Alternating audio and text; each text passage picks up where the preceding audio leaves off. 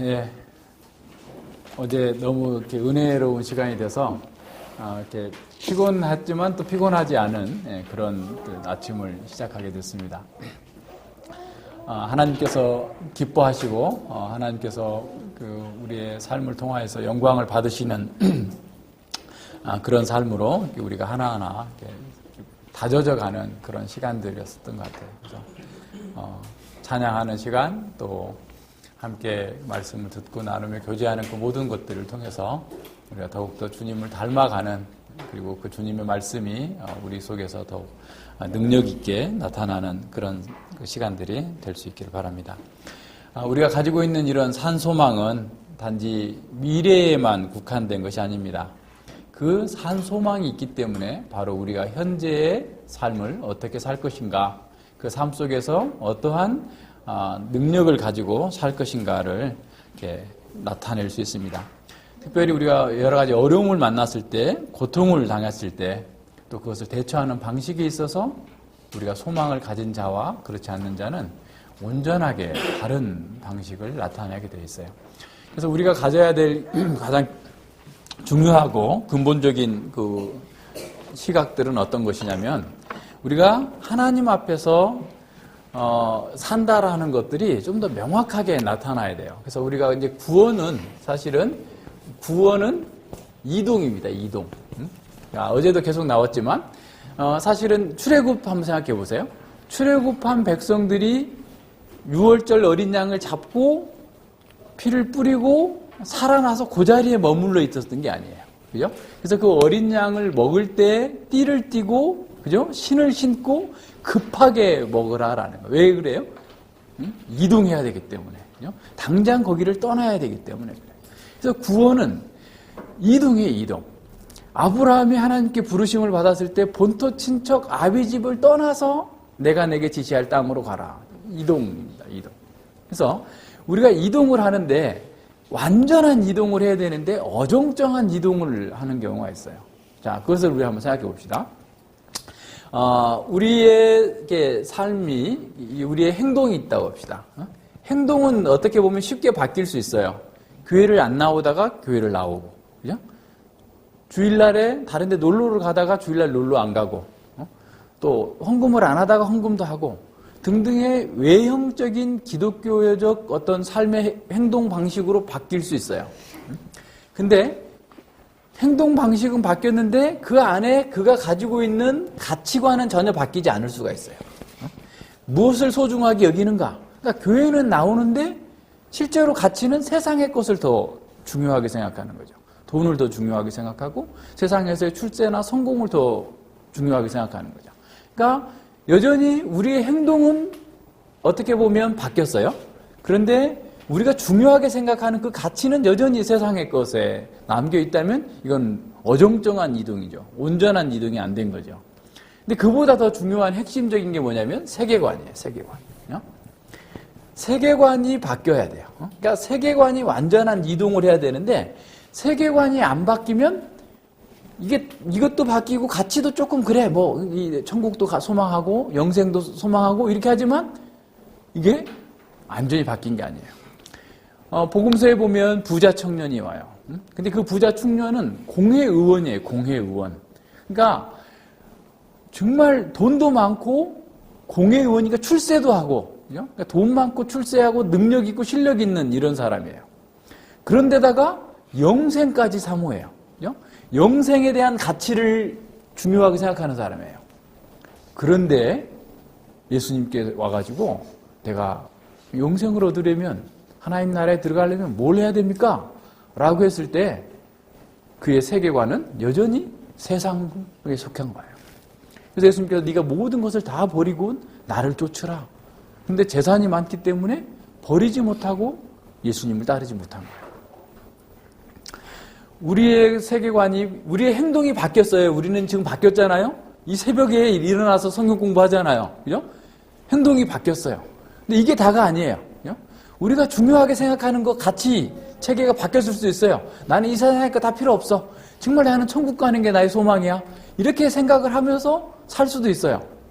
근데 실제 우리의 삶 가운데서, 우리의 세계관에서 정말 하나님께서 말씀하시는 대로, 주께서 기뻐하시는 대로 이 산소망을 가진 자답게 삶 속에서 어떤 고난과 역경 속에서도 기뻐하면서 예수님의 방식으로, 하나님의 방식으로 나아가는 삶의 이 가치관, 세계관이 바뀌지 않으면 우리는 어정쩡한 이동을 하고 있는 거예요. 그래서 베드로 사도가 우리에게 얘기하고 있는 건 뭐냐면 완전한 이동을 하라는 거예요. 완전한 이동을 하라.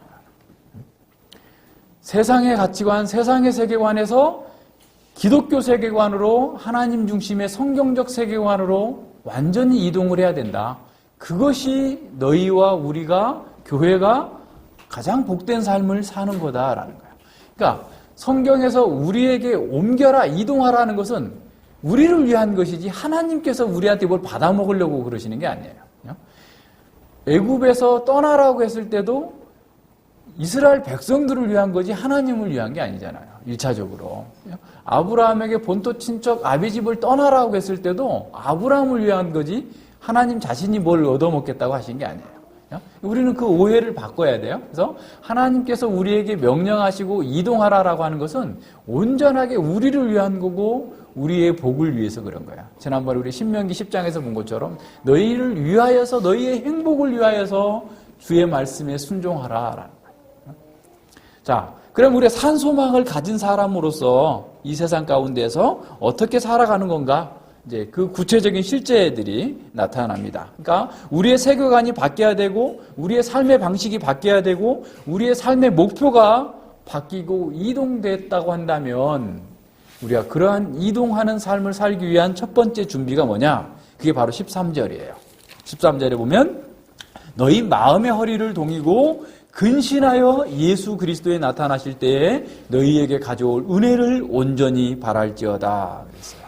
자, 그러므로라고 하는 것은 하나님께서 행하신 일의 근거에서, 다시 말하면 성삼위 하나님께서 너희의 구원을 위하여서 택하시고 예수 그리스도의 피를 뿌리시고 성령의 거룩하게 하심을 받아 입어서 너희가 이 세상 가운데에서 흩어진 나그네로 살고 있지만 이렇게 복되고 이렇게 존귀한 존재가 되어서 어떠한 상황 속에서도 쇠하지 아니하는 하늘의 유업을 너희가 받은 자로서 산다면, 이런 하나님의 은혜와 사역을 경험했다고 한다면, 그러니까 하나님께서 우리를 위해서 하신 일이 이러한 일에 근거해서 너희가 어떻게 살아야 될 것인가, 하나님께서 행하신 일, 그 직설법에 근거해서 우리가 어떻게 살라라고 하는 명령법이 항상 뒤따라 나와요.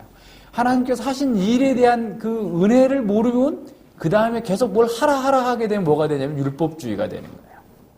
항상 성경은 그렇게 한 적이 없어요. 하나님께서 우리를 위해서 뭘 하셨는가?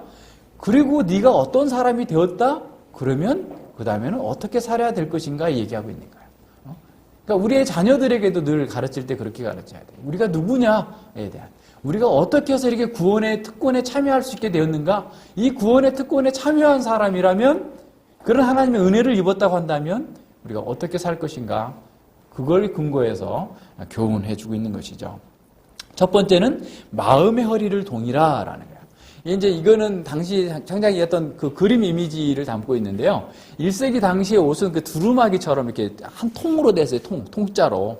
그래서 이게 머리 구멍 뚫어놓고 팔 구멍 뚫어놓고 넣어가지고 하나로 입는 거야. 그러니까 이게 다니려고 하면 어떻게 되겠어요? 치렁치렁 할 거 아니에요. 치마 그냥 원피스 입는 것처럼. 그래서 허리를 딱 줄로 매는 거예요. 그냥? 옷이 흘러내리지 않도록. 뛰려면 더군다나 어떻게 하겠어요? 위로 잡아 당겨가지고 꽉꽉 묶어가지고 막 뛰어야 될 거 아니에요. 그죠? 네, 그렇게 마음의 그 허리를 동이라는 것은 옷이 흘러내리지 않도록 허리띠를 꽉 졸라매는 것처럼. 그래야지 우리가 뭔가 즉각적으로 어딘가 행동을 할 수 있는 것처럼 마음의 허리를 꽉 동여매라. 다시 말하면 무슨 말이에요? 하나님의 말씀이 가르치는 대로 곧장 움직이고 순종할 준비를 하라라는 거예요. 하나님의 말씀을 따라서 온전하게 나가라. 다시 말하면 하나님의 말씀을 따라 사는데 방해가 되는 것들은 없애라라는 거예요. 그래서 히브리서에서 가르치는 것처럼 얽매이기 쉬운 죄, 무거운 짐과 같은 것들을 내려놓으라라는 거예요. 하나님의 말씀이 하시는 대로 즉각적으로 순종할 수 있는 준비된 마음을 가져라. 훈련된 자세로 항상 준비하라. 오늘날 청소년들이 멍 때리고 있다고 그러죠. 멍 때리고 있어.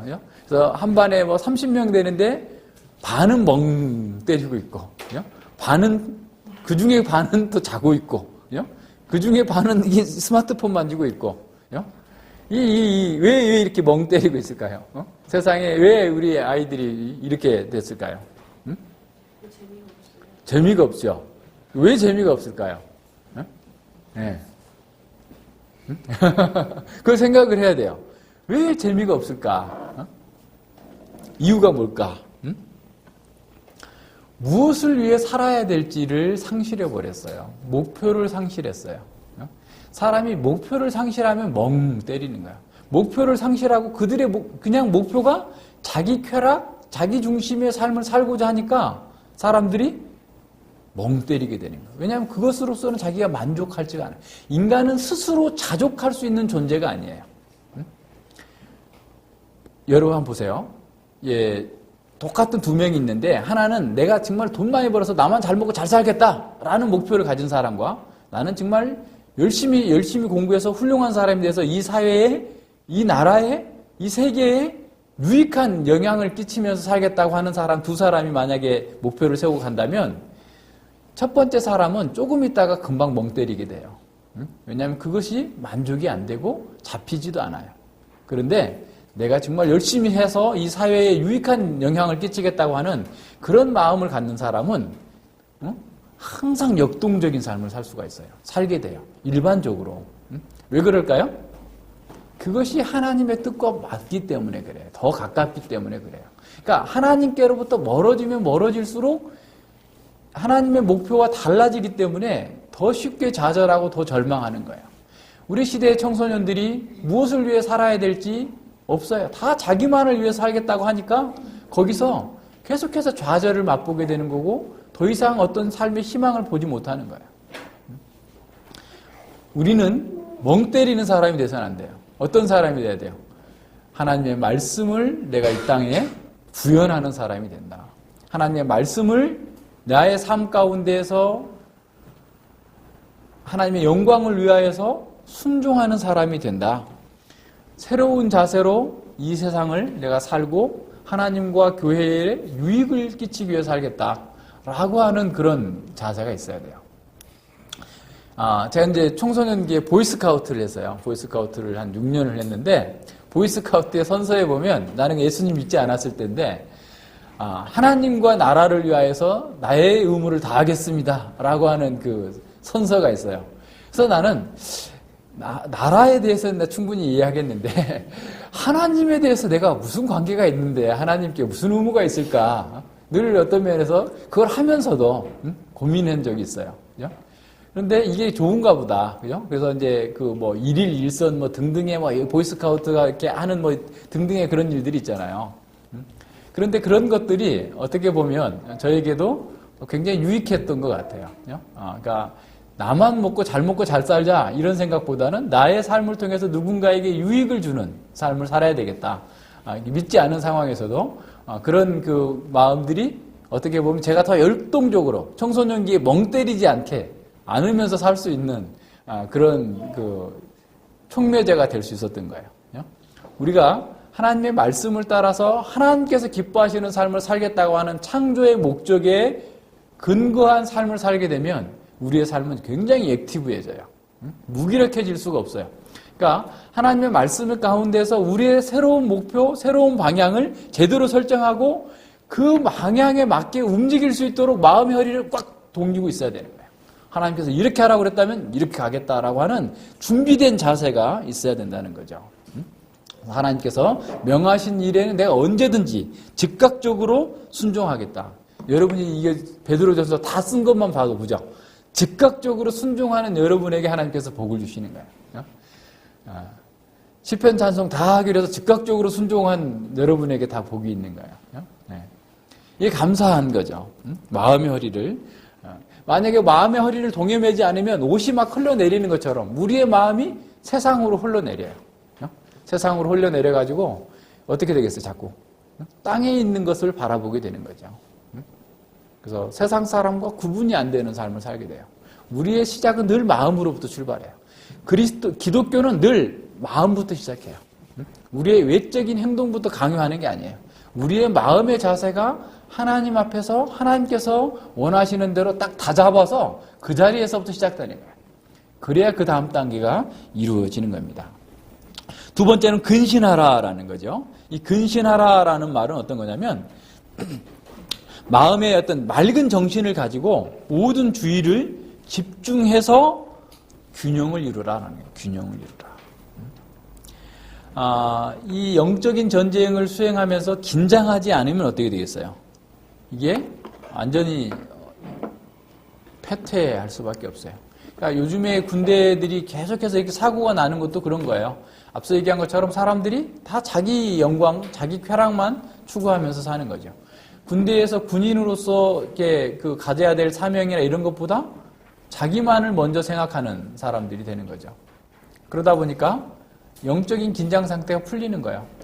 계속해서 그냥, 그러니까 이 장교들로부터 시작해서 이 사병들까지 자기밖에 모르고 이 세상에서 그냥 잘 먹고 잘 사는 것에 모든 것이 맞춰져 있기 때문에 그런 거죠. 그래서 이 마음의 허리를 동이고 근신하는 자세를 언제까지 가져야 돼요? 그리스도가 나타나실 때까지 해야 돼요. 그리스도가 오실 때까지 우리는 영적인 전쟁에서 휴전이 없어요. 왜 그럴까요? 나는 쉬고 싶지만 적들은 지금 우는 사자처럼 삼킬 자를 찾고 있는 그런 상황이에요. 그러니까 늘 깨어 있어야 돼요. 영적으로 깨어 있지 않으면 우리가 그리스도인다운 삶을 살 수가 없어요. 마음을 다잡고 근신하고 영적인 긴장 상태를 늘 유지할 수 있는 것이 온전한 준비예요. 그러니까 우리의 마음의 성향이 곧 우리의 행동이에요. 그러니까 우리의 마음이 바뀌지 않고서는 우리의 행동이 바뀌지 않아요.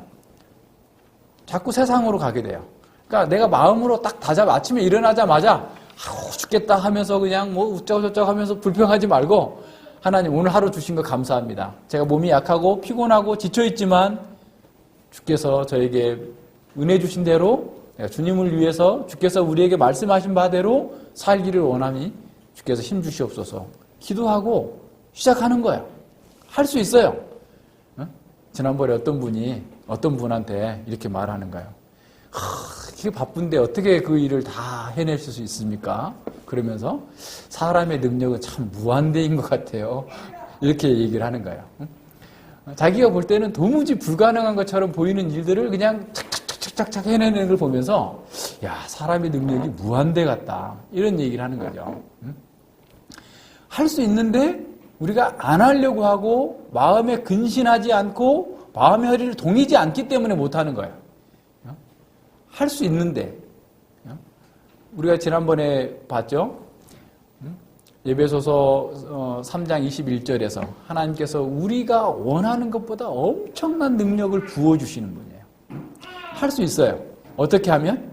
내가 늘 깨어있어서 믿음으로 근신하면서 마음의 허리를 동이면 할 수 있어요. 영적 긴장감을 갖고 해야 돼요. 예수님께서 누가복음 12장 한번 찾아봐요. 그 종들에게 이렇게 비유로서 말씀해 주시는데요. 누가복음 12장 35절 보면 자, 허리에 띠를 띠고 등불을 켜고 서 있으라. 너희는 마치 그 주인이 혼인집에서 돌아와 문을 두드리면 곧 열어주려고 기다리는 사람과 같이 되라. 주인이 와서 깨어있는 것을 보면 그 종들은 복이 있으리로다. 내가 진실로 너희에게 이르노니 주인이 띠를 띠고 그 종들을 자리에 앉히고 나와 수종하리라.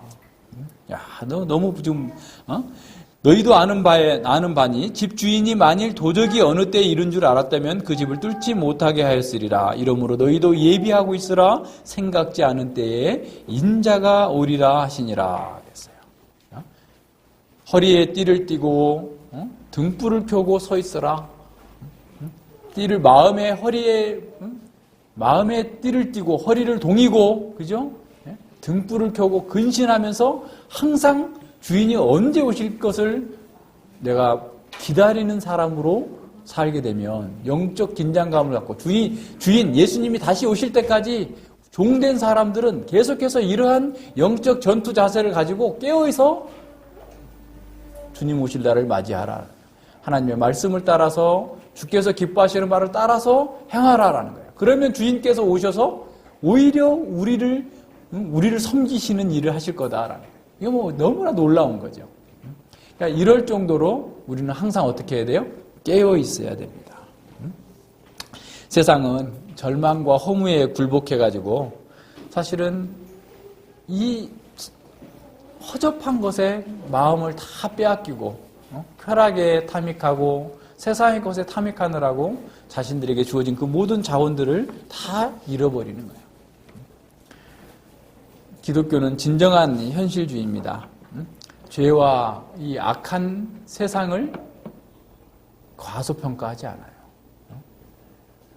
사람들이 전투하는 걸 보면 참 이렇게 너무 순진하다 라는 생각을 하게 돼요. 가령 선거를 한다. 그러면 선거는 어떤 거예요? 전투죠. 여당이든 야당이든 선거는 전투예요. 그런데 선거에 임하는 사람들은 어쨌든 간에 그 상대방에 대한 전술과 전략, 그 무기들을 잘 알아서 충분히 대응하고 방어하면서 공격할 수 있는 충분한 자세를 갖고 해야 되는데 상대방은 뭐 최첨단 프로인데 아마추어처럼 순진하게 경기를 하는 거야. 100점 100패 하는 거죠. 우리가 정적 전쟁을 하는 것도 마찬가지예요. 내가 착하고 내가 순진하게 해가지고 세상을 이길 수 있는 게 아니에요. 순진하면 오히려 당하는 거예요. 최근에 김해에서 일어난 그 중학생 그 아이도 순진한 아이예요. 순진한 아이예요. 그래서 자신의 고민을 세상에다 얘기해요. SNS에다 얘기해요. 거기에 악한 자들의 마수가 들어와 있는 거예요. 그래서 위로해주는 척 하면서 끌어들여가지고 그렇게 이용하는 거예요. 그래서 우리가 세상을 볼 때 호락호락하게 그냥 보면 안 돼요. 세상을 정확하게 뚫어서 보고 그 세상의 악한 자들을 능가할 수 있는 능력이 있어야 돼요. 근데 그 능력이라는 게 악의 능력이 아니고 선한 능력이에요.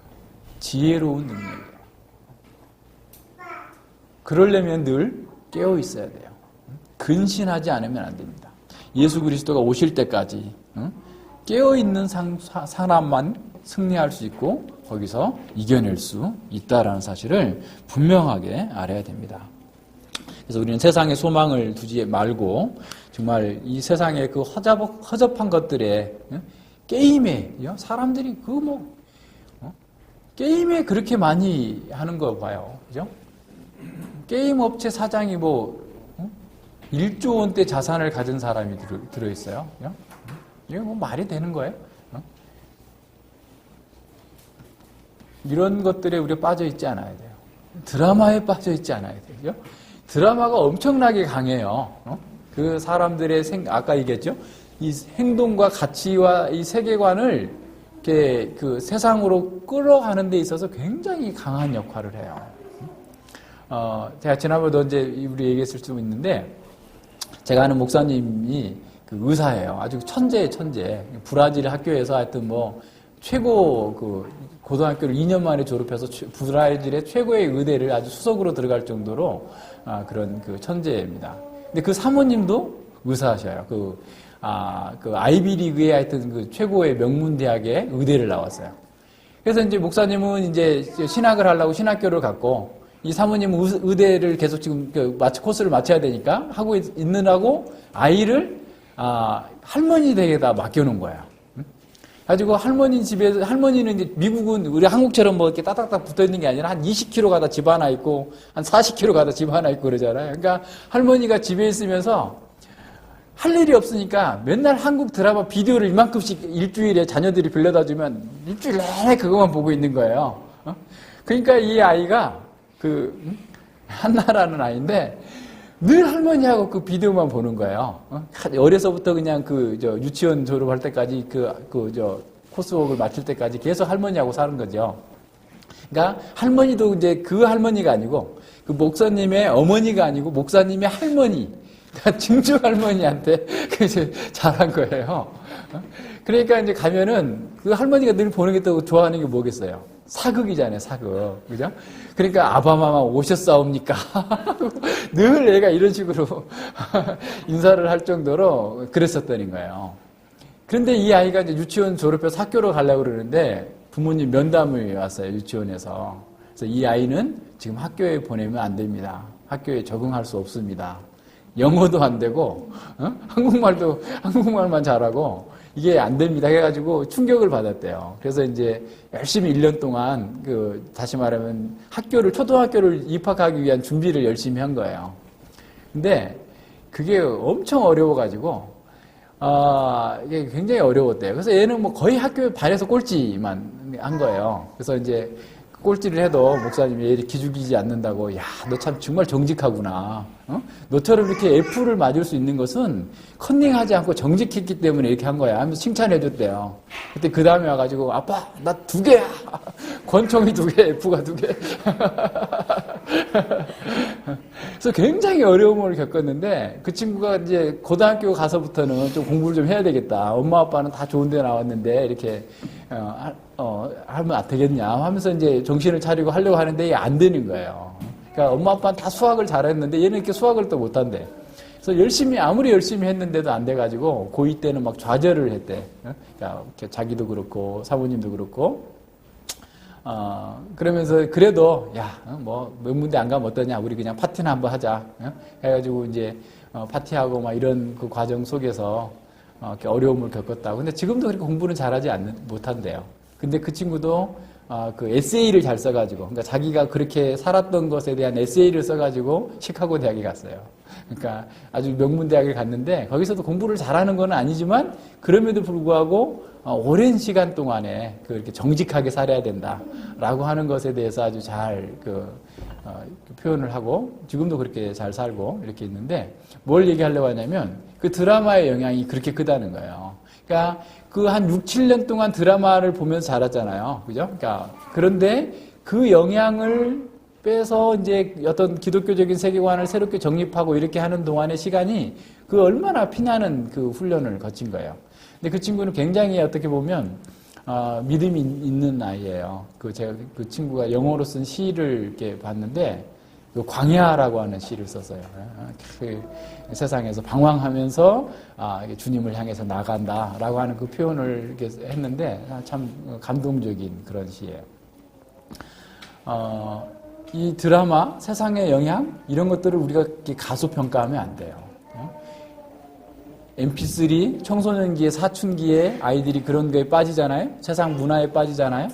우리 보세요. 지금 6년, 7년 동안 고생하고 있잖아요. 그죠? 어렵단 말이에요.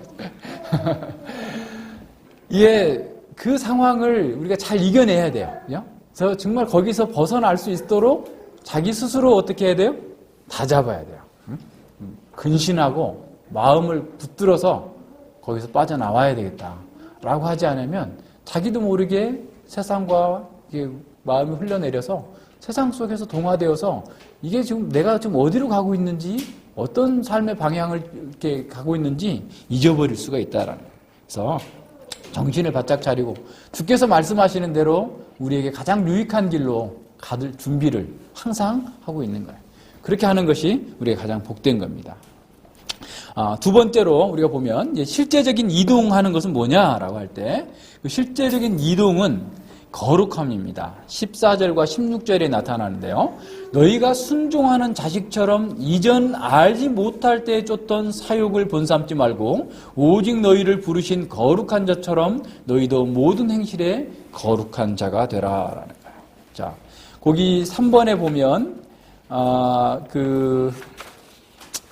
워크북 3번에 보면 세상 사람들이 믿지 않는 사람들의 그런 그 삶의 동기와 하나님의 백성들의 삶의 동기를 이렇게 나누어서 봤죠. 세상 사람들은 사욕을 따릅니다. 우리가 이게 믿기 전에, 예수님 믿기 전에는 사욕을 쫓아요. 18절에도 보면 너희가 알거니와 너희 조상의 망령된 행실에서 구속된 것, 사욕 곧 망령된 행실이라고 할 수 있는데, 여기서 사욕은 그냥 어떤 개인적인 사욕이 아니라 사악한 정욕을 얘기해요. 악한 정욕. 그러니까 세상의 사람들은 사실은 그 행동의 동기가 악한 정욕에서 일어납니다. 그러니까 그것이 무엇이 됐든 자신이 출세하고 어떻게 보면 뭐 좋은 일을 하겠다고 하는 것도 사실은 하나님께서 기뻐하시지 않는 방향에서 하는 거기 때문에 그 사욕이에요, 사욕. 그죠? 그러니까 세상 사람들은 사욕 또는 악한 정욕, 그죠? 악한 정욕에서 자신의 그 삶의 동기가, 그죠? 행동의 동기가, 행동의 동기가 나오는 거죠. 불신자들은, 그죠?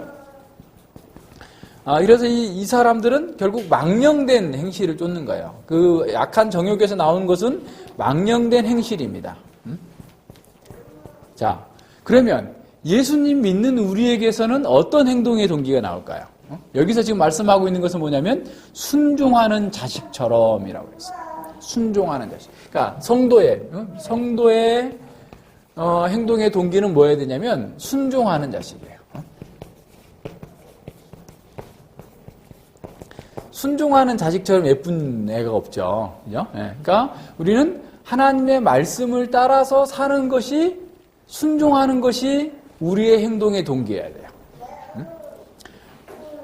그래서 이 행동의, 이러한 순종에서 우리의 행동이 나오면 그것은 뭐냐면 거룩함으로 나와요. 왜 그러겠어요? 하나님께서 거룩하시니까. 그죠?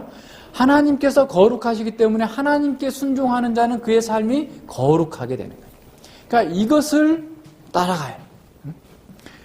우리가 모든 생활 속에서, 삶의 방식 속에서 궁극적으로 하나님의 말씀을 따라서 순종하는 것으로 나가야 되는 거예요.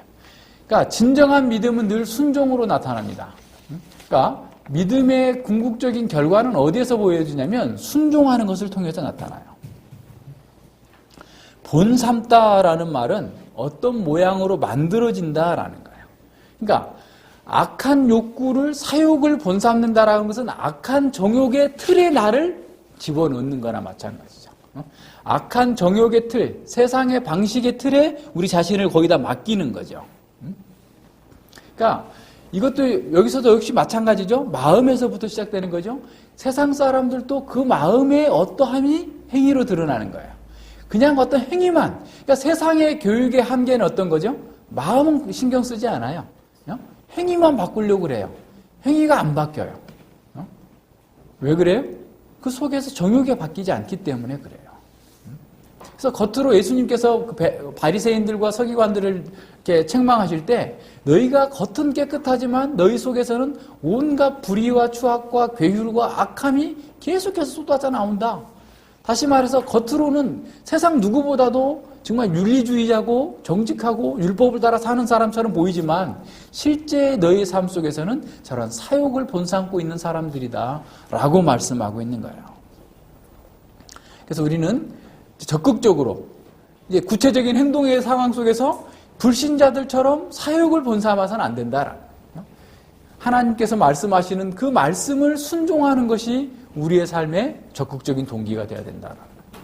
그래서 그렇게 살 때 우리가 진정으로 하나님의 백성이라고 하는 토지가 드러나게 되는 거예요. 진정으로 믿음이 있는 사람이다라는 사실을 보여주는 거예요. 그래서 우리가 무엇이든지 열심히 하는 게 좋은 게 아니고 무엇을 어떻게 하느냐 이게 중요해요. 방향이 더 중요합니다. 방향이. 열심히만 해. 어디로 가는지도 모르고, 그죠? 앞에 천길 낭떠러지가 있는지도 모르고 열심히 뛰면, 전속력으로 뛰면 어떻게 되겠어요? 속도보다 중요한 것은 방향이에요, 방향.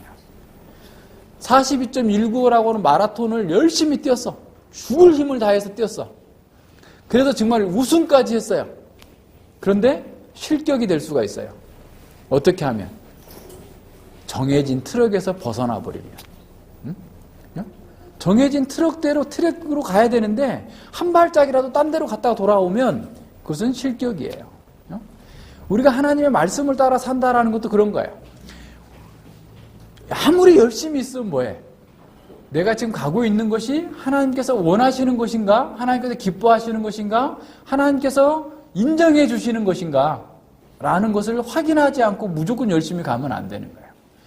많은 사람들이 선교사로 나가면서 확인도 안 하고 나가는 거예요. 하나님이 누구신지, 하나님 믿는 백성이 어떻게 살아야 되는지, 교회가 무엇인지, 교회의 사명과 교회의 본질과 교회의 속성이 뭔지 전혀 알지도 못하고 자기 열심히 해서 나가서 열심히 사역을 하면 어떻게 되겠어요? 열심히 하면 할수록 하나님께 죄 짓는 결과를 나타내요. 하나님께서 그걸 기뻐하시지 않기 때문에. 그래서 우리에게 중요한 것은 우리의 삶의 순종의 방향, 삶의 동기가 하나님의 영광이고 하나님께서 하시고자 하시는 일을 하는 건가? 그 거룩함 속에서 우리에게 주어지는 것인가? 이것이 더 중요하다라는 사실을 분명히 해야 됩니다.